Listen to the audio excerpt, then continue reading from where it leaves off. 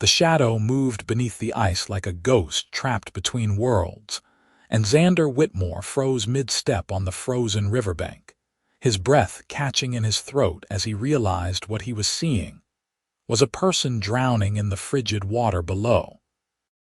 He did not hesitate, did not pause to consider the danger to himself as he grabbed the axe from his saddle and ran toward the dark shape, moving sluggishly under the thick sheet of ice that covered the Merced River just outside Yosemite, California, this brutal winter of 1883. The cold had come early and stayed late this year, turning the usually rushing waters into a death trap for anyone unlucky enough to fall through where the ice was thin near the banks. Xander brought the axe down hard, the blade biting through the ice with a crack that echoed across the silent landscape. Again and again he swung, his shoulders burning with effort as chunks of ice flew around him, and then his hand plunged through into water so cold it felt like knives cutting into his skin. He widened the hole, grabbed blindly and caught hold of fabric, then hair, then an arm, and he pulled with every ounce of strength in his body until a woman broke through the surface gasping and choking. She was barely conscious, her lips blue and her skin pale as death itself, but her eyes fluttered open for just a moment and met his before rolling back. Xander dragged her onto the solid ice, then lifted her in his arms and ran for the shore where his horse waited, his mind racing through everything he knew about freezing and how to save someone from it. His cabin was only a mile away through the pine forest, and he thanked God for that small mercy as he threw himself into the saddle with the woman cradled against his chest, urging his horse into a gallop despite the treacherous footing. The ride felt like it took hours, though it could only have been minutes, and when he finally kicked open his cabin door, he went straight to the fireplace and built up the flames until they roared with heat. He laid the woman on the floor near the fire, his hands shaking now from cold and adrenaline as he stripped away her wet clothing without thought for modesty, because modesty meant nothing when someone was dying. Her dress was fine, he noticed even in his panic, not the rough homespun of a settler woman but quality fabric with careful stitching, and he wondered briefly who she was and what she had been doing out on the ice alone. He wrapped her in every blanket he owned, rubbing her arms and legs to get the blood flowing again the way his father had taught him years ago when they lost cattle to a blizzard. Her breathing was shallow and her skin felt like ice under his hands, but gradually, so gradually he thought he might be imagining it, color began to return to her face. Xander kept working, kept the fire burning hot, kept rubbing warmth back into her limbs until finally, after what felt like an eternity, her eyes opened fully and focused on his face. "You are safe," he said, his voice rough with emotion he had not known he was feeling. "You are in my cabin. You fell through the ice." She tried to speak, but only a croak came out, and he quickly fetched water and helped her drink, supporting her head with one hand. She swallowed carefully, winced, then tried again. "Thank you," she whispered. "I thought I was going to die down there in the dark." "What is your name?" Xander asked, settling back on his heels but staying close in case she needed help again. "What were you doing out there?" "Felicity," she said, and her voice grew a little stronger with each word. "Felicity Summers. I was trying to cross to get to town. The bridge was out from the storm last week and I thought the ice would hold. It did hold, until it did not." Xander felt anger flash through him, not at her but at whoever had let her attempt such a crossing alone. "You could have died. You nearly did die. Where were you coming from that you needed to cross so badly?" Felicity's eyes filled with tears, and she looked away toward the fire. "My father's ranch, 3 miles upriver. He sent me to town to fetch the doctor. He has been sick for weeks, and last night he took a turn for the worse. I had to try. even though I knew it was dangerous. He is all I have left in this world." The desperation in her voice cut through Xander like a blade, and he understood immediately because he knew what it was to love someone so much you would risk anything to save them. His own sister had died of fever 5 years ago when no doctor could be found in time, and he had carried that guilt ever since. "I will go for the doctor now," he said, standing. "You stay here by the fire and get warm. Which ranch is your father's?" "The Summers place, the one with the white fences along the road," Felicity said, struggling to sit up despite the blankets wrapped around her. "But you cannot go alone in this cold after what you just did. You must be frozen yourself." Xander realized she was right. His own clothes were soaked through from the waist down where he had knelt on the ice. And now that the immediate crisis had passed, he could feel the cold seeping into his bones. He stripped off his wet pants and boots without embarrassment, pulling on dry clothes from his trunk while Felicity averted her eyes politely. "I will be fine," he said as he dressed. "I have ridden in worse weather, but you need to tell me about your father's symptoms so I can tell the doctor." She described a fever that came and went, pain in his chest, a cough that would not stop, and Xander committed it all to memory as he pulled on his warmest coat and hat. Before he left, he made her promise to stay by the fire and drink the hot coffee he poured for her. And then he was out the door and back on his horse, riding hard for Yosemite, even though every muscle in his body screamed for rest. The town was busy despite the cold, with people hurrying between buildings and smoke rising from every chimney. Xander found Dr. Harrison in his office above the general store and explained the situation quickly, leaving out no details. The doctor, a gray-haired man with kind eyes, gathered his supplies immediately and followed Xander out to where their horses waited. "You did well to warm her by the fire," Dr. Harrison said as they rode. "Many people would have done the wrong thing and caused more harm. She is very lucky you saw her when you did."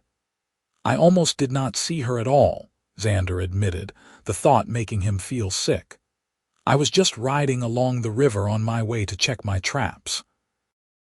If I had been looking the other way, if the sun had not been at the right angle to show her shadow through the ice, she would have died down there and no one would have known until spring thaw.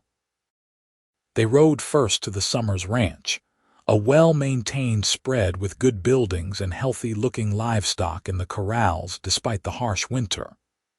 Felicity's father was in bed in the main house, a man in his middle 50s with the same dark hair and strong features as his daughter.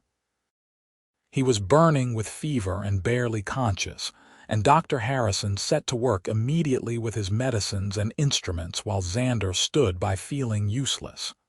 "Where is Felicity?" the man mumbled during a moment of lucidity. "She went for help. Is she safe?" "She is safe," Xander assured him, moving to the bedside. "She is at my cabin getting warm. She had an accident on the ice, but she is alive and well." Relief flooded the man's face before the fever claimed him again, and Dr. Harrison worked through the afternoon and into the evening before finally declaring that the crisis had passed. "He has pneumonia," the doctor explained, wiping his hands on a cloth. "It is serious, but he is strong and with proper care he should recover. Someone will need to stay with him, make sure he takes his medicine and eats even when he does not want to." "I will bring Felicity back here," Xander said immediately. "She will want to care for him herself." He rode back to his cabin through the gathering darkness, his mind full of thoughts he could not quite name. The woman he had pulled from the river had been in his home for only a few hours, but already the cabin felt different, warmer somehow, as though her presence had changed something fundamental about the space. When he opened the door, he found her standing by the window wrapped in one of his blankets, her long dark hair hanging loose down her back as she stared out at the snow-covered landscape.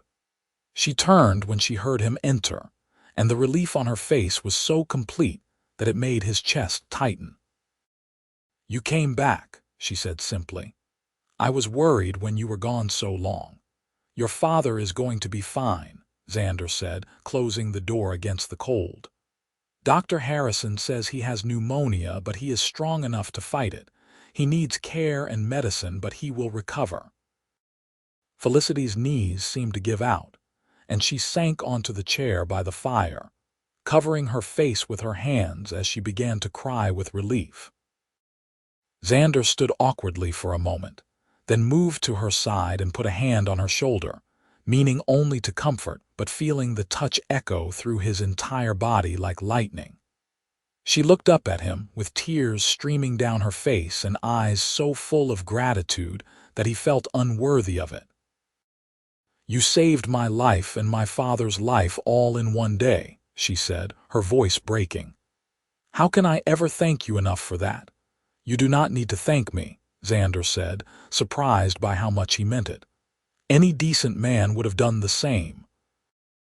"That is not true, and you know it," Felicity said, wiping her eyes. "Many men would have ridden on by, or would have demanded payment for their help. You asked for nothing and gave everything." Xander helped her to her feet, acutely aware that she was wearing his clothes since her own had been destroyed by the water, a fact that felt strangely intimate in the small cabin. "I need to take you back to your father's ranch," he said, his voice coming out rougher than he intended. "He is asking for you, and you should be there when he wakes properly." The ride to the Summers ranch was quiet, with Felicity seated in front of Xander on his horse, because she was still too weak to ride alone. She leaned back against his chest as they moved through the dark forest, and he was intensely aware of every place their bodies touched, every breath she took. By the time they arrived at the ranch, he felt as though something inside him had fundamentally shifted, though he could not have said what or why. Dr. Harrison met them at the door with instructions for Felicity about her father's care, then prepared to ride back to town, despite the late hour. "I will check on him again in 2 days," the doctor said as he mounted his horse. "Send word if his condition changes before then." Xander meant to leave as well, to ride back to his own cabin and his own life, but Felicity caught his hand as he turned toward his horse. "Please stay," she said quietly. "Just for tonight. I know it is improper, but I am frightened to be alone with my father so ill, and you have already saved me once today. I promise I will not impose on you beyond tonight." He should have said no. He knew he should have said no and ridden away and put distance between himself and this woman who had appeared in his life like a miracle. But instead, he found himself nodding, following her into the house, accepting the blankets she offered for the couch in the front room. He lay awake for hours listening to her move around her father's room, bringing water and adjusting blankets and speaking softly to the sick man. And he thought about how empty his cabin would feel when he returned to it alone. The days that followed fell into a pattern that felt as natural as breathing, despite how strange it should have been. Xander found reasons to ride to the Summers ranch every morning, bringing fresh game he had trapped, or wood he had cut, or simply offering to help with the heavy work that Felicity could not manage alone. She welcomed him each time with a smile that grew warmer and more genuine as the days passed, and they fell into conversations that lasted hours as they worked side by side. He learned that she was 22 years old, that her mother had died 3 years ago from influenza, that she loved to read and had a whole shelf of books in her room that she treasured above almost anything else. She had been educated at a school in San Francisco before her mother's death brought her home to help run the ranch, and she spoke with intelligence and wit that Xander found captivating. She had been courted by several men in Yosemite, but had turned them all down, something that did not surprise Xander at all, because he could not imagine any of those men being worthy of her. Felicity learned that Xander was 26, that he had come to California from Texas 5 years ago after his parents died, that he ran a small trap line in the mountains and did occasional work for the bigger ranches to earn extra money. He had been engaged once back in Texas, but his fiancée had married someone else when he left, a betrayal that had hurt more than he wanted to admit, but which now felt like ancient history. He loved the mountains and the solitude of his cabin, but he admitted, in a moment of unusual openness, that sometimes the loneliness was almost unbearable. "I do not think I could bear to be so alone," Felicity said one afternoon as they mended fence rails together, her breath making clouds in the cold air. "Even with my father ill, I am grateful to have him here, to have someone to talk to and care for. How do you manage it?" "I did not mind it before," Xander said, and realized as he spoke that it was true. "But lately it has felt different. The cabin feels too quiet now." She looked at him with those dark eyes that seemed to see straight through him, and he knew she understood what he was really saying, even though he could not quite bring himself to say it plainly. Something hung in the air between them, heavy and full of possibility, but neither of them reached for it yet because her father was still sick, and the situation was still strange and new. 3 weeks after the day on the ice, Mr. Summers finally got out of bed on his own strength and came downstairs to find Xander repairing a window frame in the kitchen. The older man stopped in the doorway and studied Xander for a long moment before speaking. "My daughter tells me you are the one who saved her life," he said, his voice still rough from illness but strong enough. "She tells me you pulled her from the river and then rode through a storm to fetch the doctor for me." Xander set down his tools and stood, meeting the older man's gaze directly. "I did what anyone would have done, sir." "Stop with that nonsense," Mr. Summers said, but there was no anger in his voice, only a kind of gruff affection. "You have been here nearly every day since then, helping Felicity keep this place running while I was too sick to stand." "I am not blind and I am not stupid. I see the way you look at her, and I see the way she looks at you." Heat flooded Xander's face, but he did not look away or make excuses. "Your daughter is a remarkable woman, sir. I will not insult either of us by denying that I care for her." "Good," Mr. Summers said, surprising Xander completely. "Because she cares for you too, and I would rather have an honest man who saved her life than any of those preening fools from town who only wanted her for her looks or my ranch. But I need to know your intentions are honorable." "More than honorable," Xander said, the words coming out with an intensity that surprised even him. "I would marry her tomorrow if she would have me, though I know I have little to offer compared to what she deserves." "You have integrity and courage and you clearly love her," Mr. Summers said. "That is more than most men can offer. You have my blessing, Xander Whitmore, if you can win her heart properly." Winning Felicity's heart, Xander discovered, was both easier and harder than he had imagined. Easier because she had already given it to him without him realizing, evident in the way she lit up when he arrived each morning, and the way she found excuses to work beside him, even when there were tasks she could have done alone. Harder because now that he knew what he wanted, he was terrified of doing something wrong and losing her before he ever truly had her. He courted her the old-fashioned way, with flowers picked from the cold hillsides, and a carefully carved wooden box he made for her books, and long rides along the river when her father was well enough to be left alone. They talked about everything and nothing, about the past and the future, about dreams and fears and all the small details that make up a life.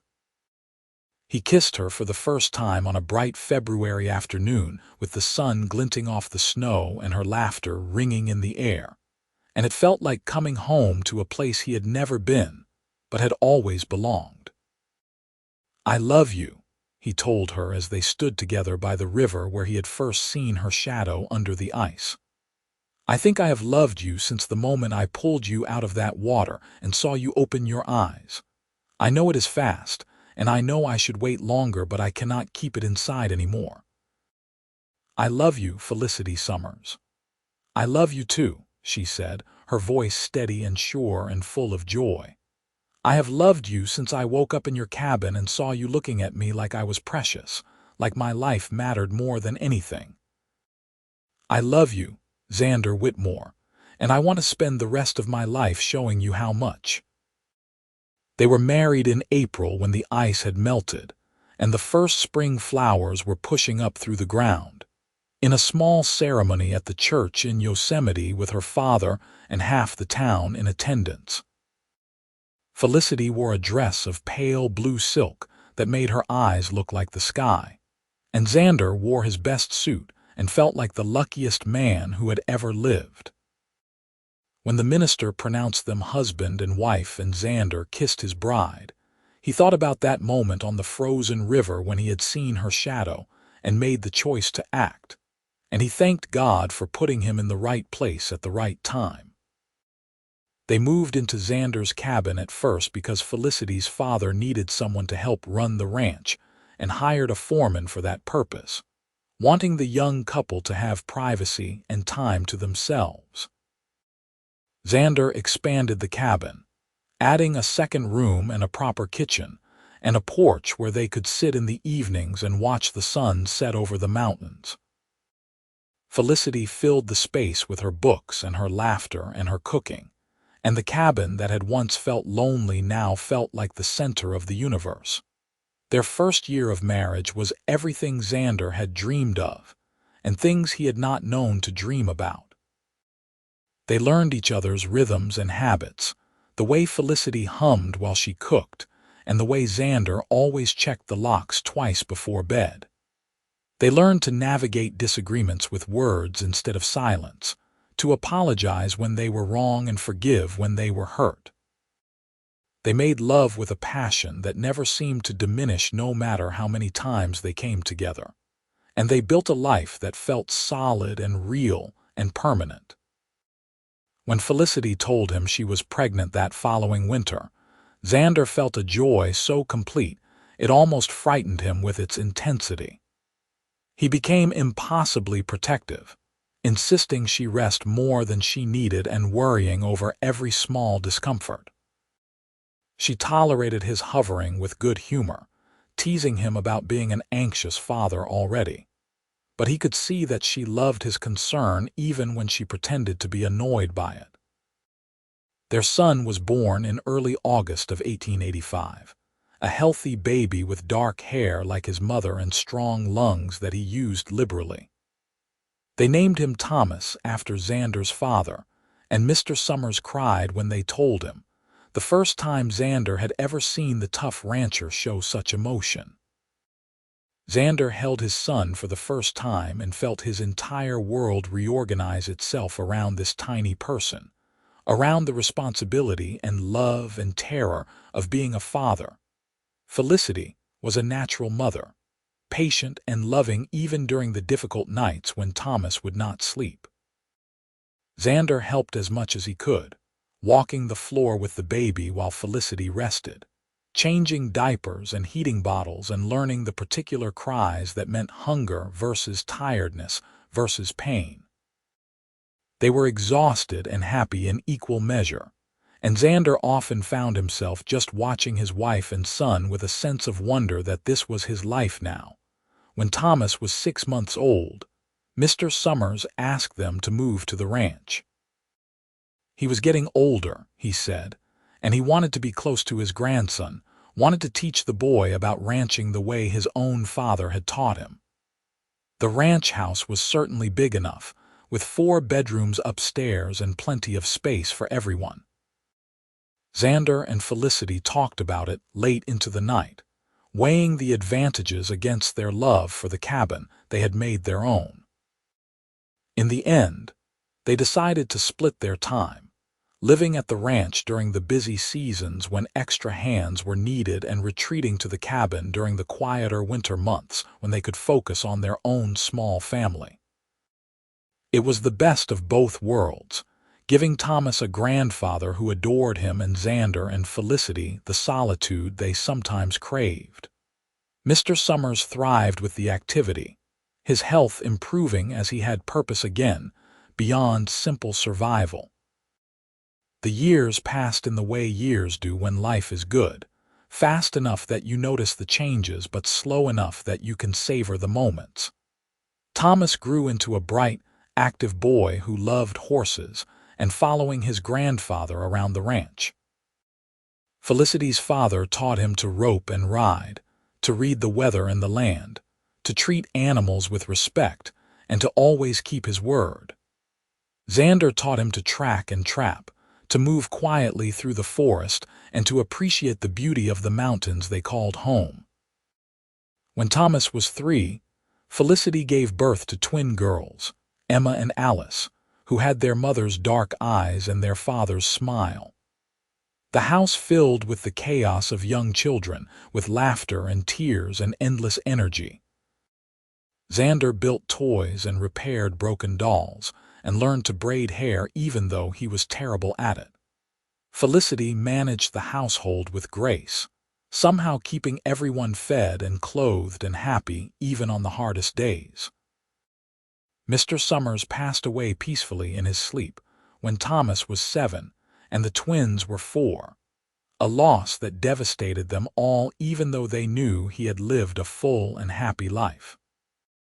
He had been a good father and a wonderful grandfather, and his influence lived on in the values he had taught and the love he had shown. They buried him on a hillside overlooking the ranch with a view of the mountains he had loved, and Xander made sure his gravestone was carved from the finest marble available in California. With Mr. Summers gone, the ranch became fully Xander and Felicity's responsibility. They rose to the challenge, working together to manage the livestock and the land and the handful of hired hands they employed. Felicity proved to have a sharp head for business, negotiating fair prices for their cattle and managing the ranch finances with skill. Xander's experience in the mountains served them well when choosing grazing areas and predicting weather patterns. Together, they made the ranch more successful than it had been in years. Thomas grew into a responsible young man who took his role as the eldest seriously, helping his father with the heavy work and watching over his sisters with protective affection. Emma became fascinated with books like her mother, spending hours reading everything she could find and pestering her parents with endless questions. Alice loved animals and could often be found in the barn caring for orphaned calves or injured birds she had rescued. They were good children who grew into good people, and Xander and Felicity were proud of each of them. On a cold January morning in 1896, 13 years after he had pulled Felicity from the frozen river, Xander woke before dawn and slipped out of bed without waking his wife. He dressed quietly and walked down to the Merced River, where ice was forming along the banks in familiar patterns. The sun was just starting to rise, painting the sky in shades of pink and gold, and Xander stood where he had stood that day and remembered. He remembered the shadow moving under the ice and the terror that had gripped him. He remembered breaking through the frozen surface and pulling Felicity's lifeless body into the air. He remembered the desperate ride to his cabin and the hours of fear before she opened her eyes and spoke. He remembered all of it with perfect clarity, and he thanked God again for that moment of grace that had given him everything he now had. "I thought I would find you here." Felicity's voice came from behind him, and he turned to see her walking toward him wrapped in a heavy shawl. "You always come here on the anniversary, even though you think I do not notice."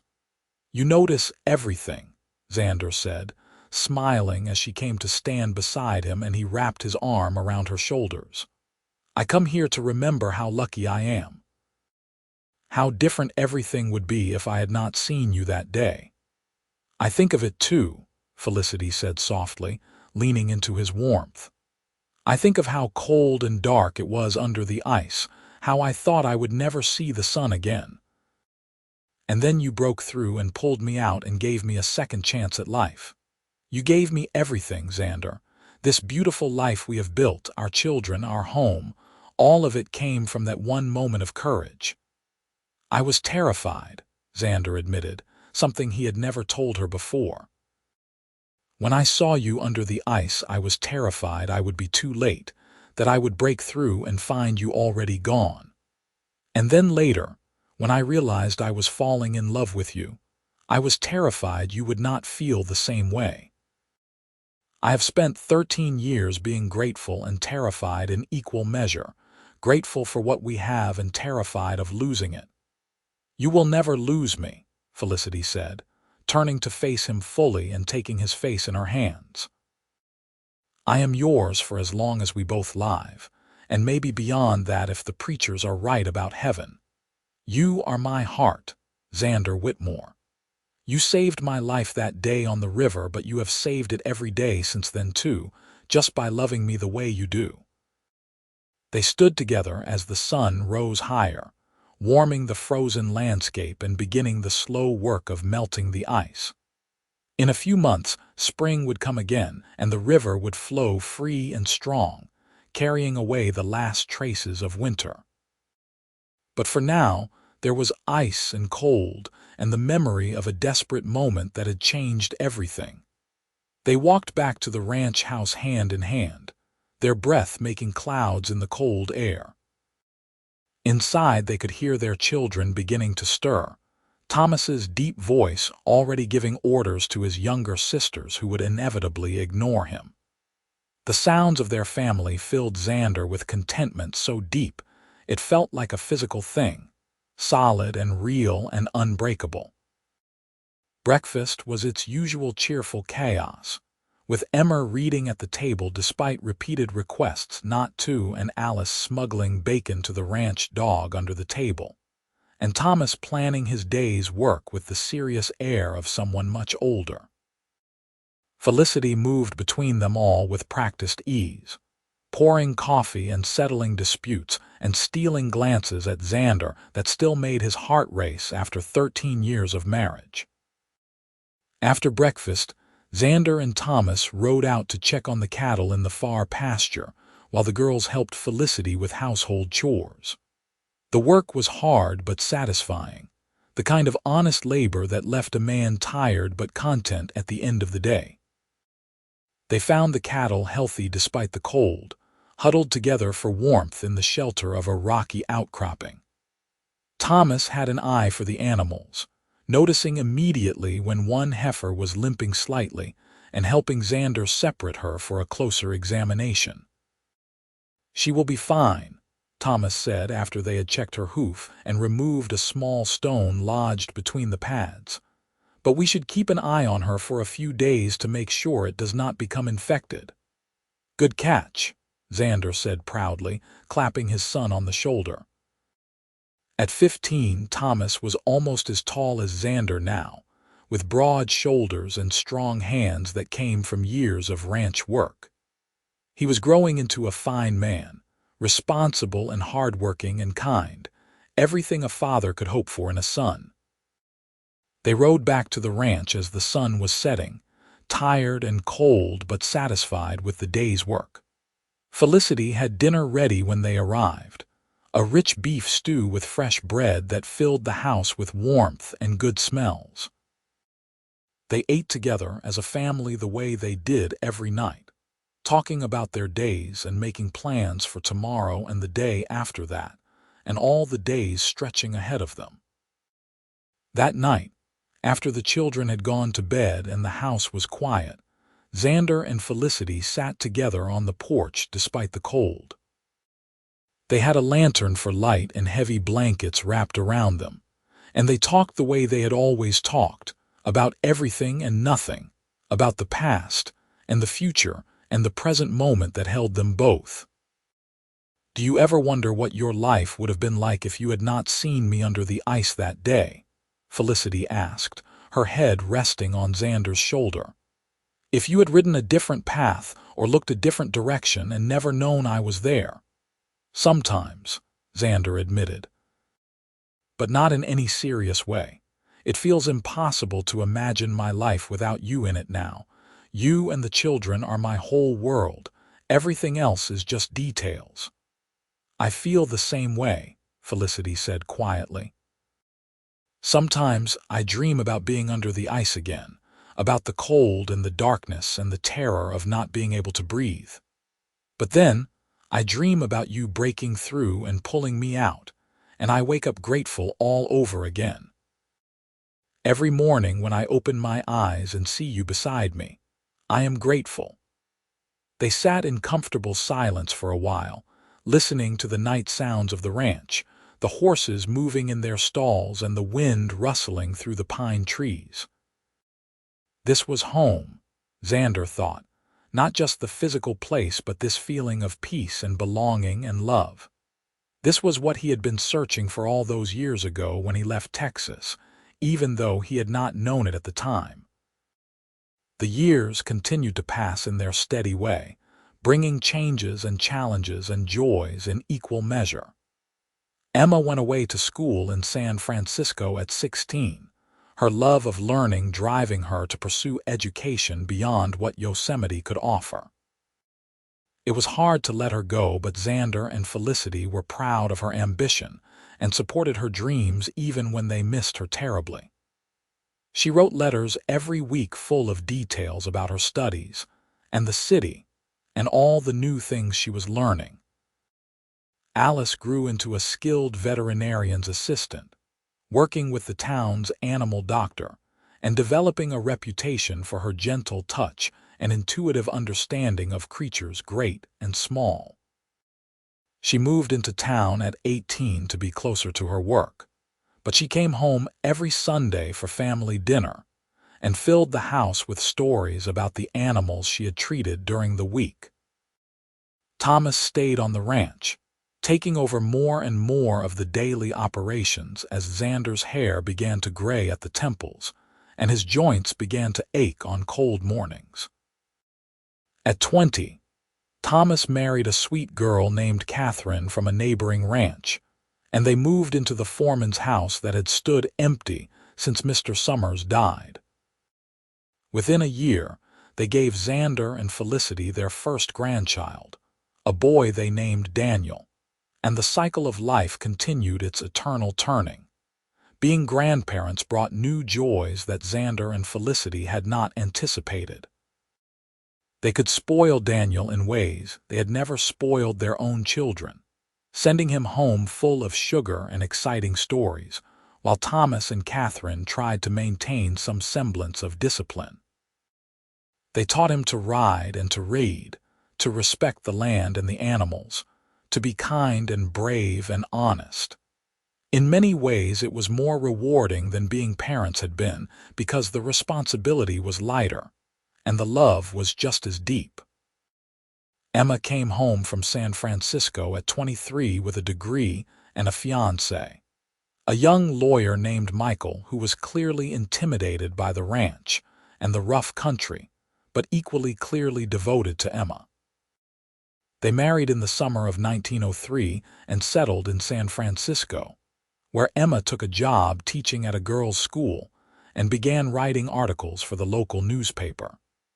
She visited when she could, bringing her city sophistication and her sharp wit and her undiminished love for her family.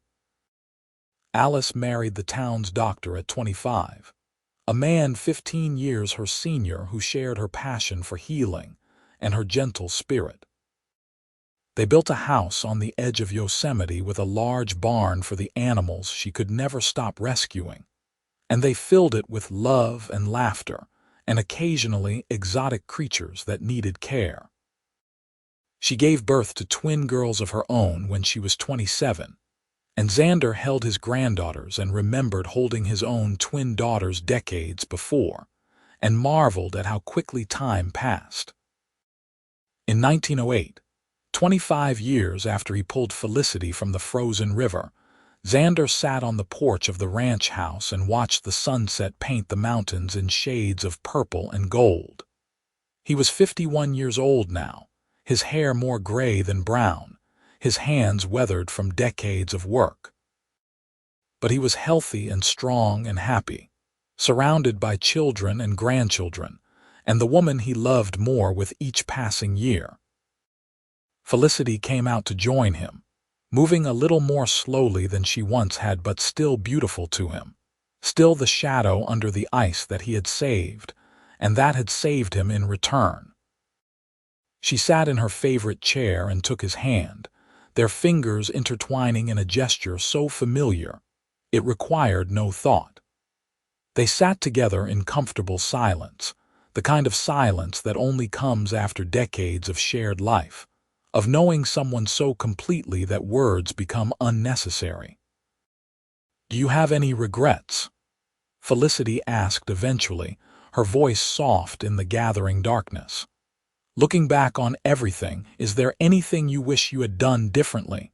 Xander thought about it seriously, considering the question with the weight it deserved. He thought about the choices he had made and the paths he had taken, the mistakes and the triumphs and all the ordinary moments in between. "No," he said finally, with complete certainty. "I would not change a single thing. Every choice led me here, to this moment, to this life with you. How could I regret any of it?" "I feel the same way," Felicity said, squeezing his hand. "Even the hard parts, even the losses and the pain, all of it was worth it because it brought us here. I would go through it all again, even drowning under the ice, if I knew it meant ending up with you." They watched the last of the sun disappear behind the mountains, and then they went inside to the warm house full of memories and began preparing for bed. This, too, was a ritual they had performed thousands of times, moving around each other in the familiar dance of long marriage. Xander banked the fire while Felicity checked the locks. They climbed the stairs together to the bedroom they had shared for a quarter-century, where they had loved and fought and made up and dreamed together. That night, Xander dreamed of the river, of ice and cold and a shadow moving in the darkness. But this time, when he broke through the ice and pulled Felicity out, she was not gasping and half dead but laughing and alive, and she pulled him into the water with her, and they swam together in warmth instead of cold. He woke in the morning with her beside him, sunlight streaming through the window, and he knew with absolute certainty that he had lived a good life, a life full of meaning and purpose and love. The years ahead would bring more changes and more challenges. There would be losses to grieve and celebrations to enjoy, grandchildren growing up and great-grandchildren being born. There would be hard winters and bountiful summers, struggles and triumphs, all the ordinary, extraordinary moments that make up a life fully lived. But through it all there would be Felicity, his partner and his love, the woman he had pulled from the frozen river and who had pulled him from his own lonely existence. On their 30th wedding anniversary in 1914, their children and grandchildren gathered at the ranch for a celebration that lasted 3 days. Thomas and Catherine came from the foreman's house with their 3 children, the youngest just learning to walk. Emma and Michael came from San Francisco with their 2 boys, full of stories about the city and the changes happening in the world. Alice and the doctor came from town with their twin girls and a new baby boy, plus 3 dogs, 2 cats, and a raccoon Alice was rehabilitating. The house overflowed with noise and love, with children running through the rooms and adults catching up on each other's lives. They cooked enormous meals and told old stories and took photographs that would be treasured for generations. Xander stood in the center of it all and felt a gratitude so profound it brought tears to his eyes. This was his legacy, not just the ranch or the land, but these people, this family he and Felicity had created together. On the final evening of the celebration, after the children had been put to bed and the adults were relaxing on the porch with coffee and pie, Emma stood and raised her glass. "I want to make a toast," she said, her voice carrying clearly in the quiet night. "To my parents, who taught us what love looks like. To my father, who saw a shadow under the ice and made the choice to act, to risk his own life to save someone he had never met. And to my mother, who fought to survive and built a beautiful life from that desperate moment. You have given us all an example to live up to, and we love you more than words can say." Everyone drank to the toast, and then Thomas added his own words about responsibility and integrity, and Alice spoke about compassion and courage, and each of the grandchildren said something in their own way about the grandparents they adored. By the time they were finished, Xander and Felicity were both crying, overwhelmed by the love flowing toward them from every direction. That night, alone again after everyone had departed, they walked down to the river one last time. The water flowed freely in the summer warmth, sparkling under the moon, no trace remaining of the ice that had nearly claimed Felicity's life 3 decades before. They stood on the bank holding hands and remembering, and then they walked slowly back to the ranch house that had become the center of their universe.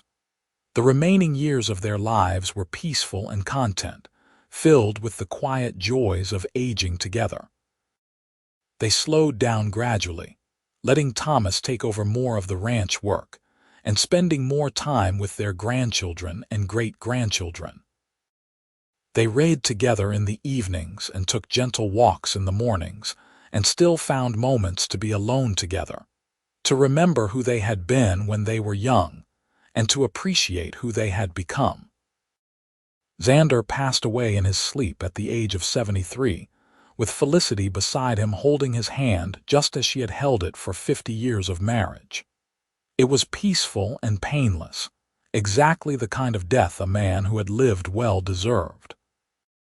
Felicity lived 3 more years without him, surrounded by her children and grandchildren, and when she died at 76, it was with a smile on her face and his name on her lips. They were buried together on the hillside overlooking the ranch, near Mr. Summers' grave, with a view of the mountains and the river that had brought them together. Their gravestone was simple, bearing their names and dates and a single line that Thomas had chosen. 2 lives saved, 1 love eternal. The family continued to run the ranch for generations, and every winter when the ice formed on the river, someone would walk down to the bank and remember the story of how it all began, the cowboy and the shadow under the ice and the love that saved them both.